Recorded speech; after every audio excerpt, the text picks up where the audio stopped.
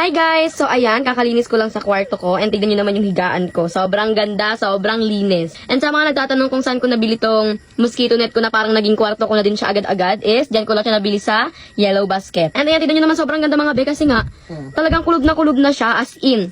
Para ka na talaga dito may instant kwarto. Ayan, bubuksan natin. Ayan.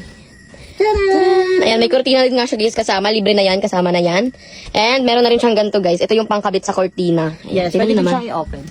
At naiinitan. Oo, yes. So beautiful. Sobrang ganda. O, di ba bumagay siya sa aking bedsheet for today. Alam niyo ba mga guys, sa sobrang ganda nitong aking kwarto or itong aking higaan, is gusto na dito matulog ni Kuya Moon lagi. Ayaw niya na humiwalay sa akin. Eh, paano ba naman? Safe na safe kami dito. Hindi kami papasukin ng kahit anong insekto. Kasi, tingnan niyo naman, sobrang pino talaga niyan, oh. O, di ba? Sobrang pino.